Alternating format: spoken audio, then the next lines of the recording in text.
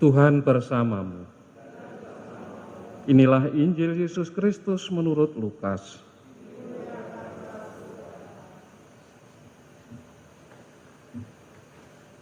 Pada suatu ketika, datanglah kepada Yesus beberapa orang Saduki yang tidak mengakui adanya kebangkitan. Mereka bertanya kepada Yesus, "Guru, Musa menulis untuk kita perintah ini. Jika seorang yang mempunyai saudara laki-laki mati meninggalkan istri, tetapi tidak meninggalkan anak, maka saudaranya harus kawin dengan wanita itu dan membangkitkan keturunan bagi saudaranya. Ada 7 orang bersaudara, yang pertama kawin dengan seorang wanita, lalu mati tanpa meninggalkan anak. Lalu wanita itu dikawini oleh yang kedua dan oleh yang ketiga, dan demikianlah berturut-turut oleh ke-7 saudara itu. Mereka semuanya mati tanpa meninggalkan anak. Akhirnya wanita itu pun mati. Bagaimana sekarang dengan wanita itu? Siapakah di antara orang-orang itu yang menjadi suaminya pada hari kebangkitan? Sebab ke-7-nya telah beristrikan dia." Berkatalah Yesus kepada mereka, "Orang dunia ini kawin dan dikawinkan, tetapi orang yang dianggap layak mendapat bagian dalam dunia yang lain itu dan dalam kebangkitan dari antara orang mati, tidak kawin dan tidak dikawinkan. Sebab mereka tidak dapat mati lagi. Mereka sama dengan malaikat-malaikat dan menjadi anak-anak Allah, karena mereka telah dibangkitkan. Tentang bangkitnya orang-orang mati, Musa telah memberitahukannya dalam nas tentang semak duri, di mana Tuhan disebut Allah Abraham, Allah Ishak, dan Allah Yakub. Ia bukanlah Allah orang mati, melainkan Allah orang hidup, karena di hadapan Dia semua orang hidup." Mendengar itu, beberapa ahli Taurat berkata, "Guru, jawabmu itu tepat sekali." Maka mereka tidak berani lagi menanyakan apa-apa kepada Yesus. Demikianlah Injil Tuhan. Saudara-saudari, baik bacaan pertama maupun Injil sedikit banyak berbicara mengenai kehidupan kekal, kehidupan abadi. Kalau dalam Injil ada 2 kelompok yang berhadapan dengan Yesus. Kelompok yang satu, orang-orang Saduki, itu tidak percaya adanya kebangkitan badan. Sedangkan kaum Farisi, ahli-ahli Taurat, itu percaya adanya kebangkitan badan. Tapi kedua kelompok ini bersekutu untuk menyingkirkan Yesus. Nah, ini persoalannya. Meskipun pahamnya berbeda, tapi bisa dalam hal yang jahat itu bisa bersekutu. Ya. Nah, yang nggak percaya adanya kebangkitan seperti orang-orang Saduki, mungkin zaman sekarang juga demikian. Orang yang tidak percaya bahwa Yesus itu Tuhan, dia suka ngarang-ngarang cerita. Jadi untuk lucu-lucuan, untuk bahan ejekan. Itu dari zaman dulu sampai sekarang. Nggak tahu, mungkin yang akan datang juga masih ada orang-orang seperti itu, Pak.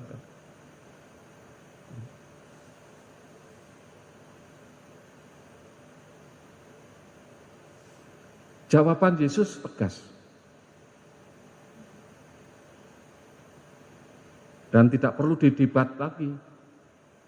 Mereka yang sudah mati, kalau berkenan di hati Tuhan seperti malaikat. Nah, sudah.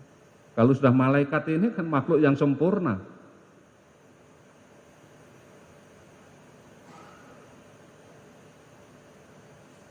Hingga tidak memungkinkan ada perdebatan lagi. Santo Ignatius di dalam konstitusinya juga demikian. Dalam menghayati kaul kemurnian, selibat demi kerajaan Allah ya sama seperti. Tidak ada babi bu alasan ini alasan itu. Meskipun sampai sekarang banyak usulan-usulan bagaimana itu diperlonggar dan segala macam. Bagaimana bapak keluarga ditapiskan menjadi imam dan segala macam. Tetap saja kemurniannya seperti malaikat. Itu udah tidak perlu didebat lagi. Belum lama kan juga ini siapa? Monsinyur Malang ini, Pit Yarto ya. Di YouTube atau di Facebook itu juga diputar ulang itu dia menjelaskan entah di Bali atau di mana itu pada sekelompok umat di dalam gereja itu mengenai mengapa itu ada cerita dia kedatangan seorang yang membawa catatan karena pengaruh dari umat gereja lain. Pastor yang tidak selibat itu melanggar perintah Allah. Karena dalam kitab Kejadian kan suruh beranak pinak memenuhi bumi, kenapa tidak menikah? Lalu pastor Pit, Monsinyur Pit ini, coba baca itu kitab Perjanjian Baru, bahwa ada orang yang kawin dan tidak dikawin maupun yang tidak kawin demi kerajaan Allah. Nah ini tidak kawin demi kerajaan Allah, itu juga dikehendaki Allah. Ada orang yang tidak kawin demi kerajaan Allah. Jadi hidup berkeluarga panggilan, hidup tidak menikah demi kerajaan Allah menjadi imam, suster, bruder, juga itu panggilan Tuhan. Jadi harus konteksnya seluruh kitab suci, jangan hanya di penggal Perjanjian Lama saja. Jadi tidak menikah pun mau menggambarkan situasi yang akan kelak kita alami di surga itu. Maka pastor-pastor, para biarawan-biarawati pakaiannya putih, tidak menikah itu mau menggambarkan, mau hidup mencerminkan kehidupan abadi, kehidupan kekal di hadapan Tuhan. Karena di surga tidak ada orang menikah dan dinikahkan. Dicerminkan lewat gaya hidup tidak menikah. Dan itu dikaulkan, dipersembahkan. Bahwa hidup berkeluarga itu berharga, bermutu, iya. Karena itu panggilan Tuhan. Kami pun mengakui itu. Percaya 100%. Itu baik. Tapi bagi kami yang menghayati kaul kemurnian, tidak menikah ini juga baik. Sama-sama. Yang baik dipersembahkan kepada Tuhan.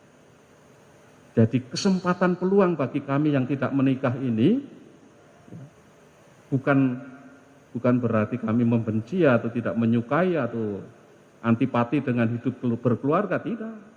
Kami mengakui itu tinggi mutunya.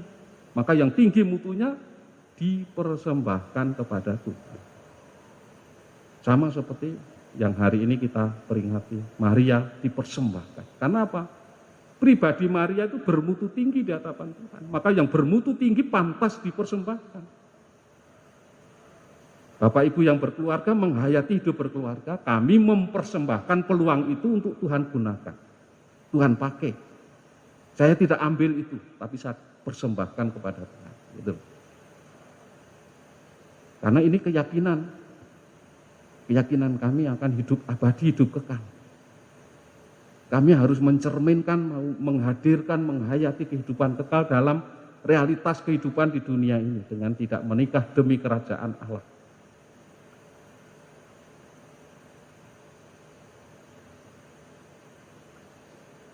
Oleh karena itu marilah kita mohon kepada Tuhan supaya kita pun dimampukan untuk mempersembahkan yang terbaik bagi Tuhan. Apapun. Ada yang anak pertama. Kalau dalam tradisi orang Yahudi kan anak pertama itu selalu dipersembahkan kepada Tuhan. Para petani salak, buah pertama tidak akan diambil, ya babat habis, dipersembahkan untuk bumi. Supaya nanti buah berikutnya lebat. Itu ada seperti itu ya, buah pertama dipersembahkan untuk ibu bumi. Artinya orang mau menahan diri. Selibat kan juga menahan diri. Kalau tidak mampu menahan diri jebol ya sudah pasti akan keluar dari imamatnya atau dari panggilan imamat. Jadi tugas-tugas imamat.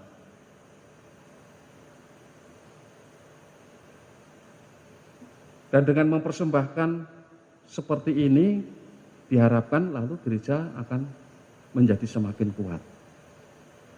Jadi gereja Katolik ini kuat dan mampu bertahan sampai sekarang ini ya karena ada orang-orang yang mempersembahkan.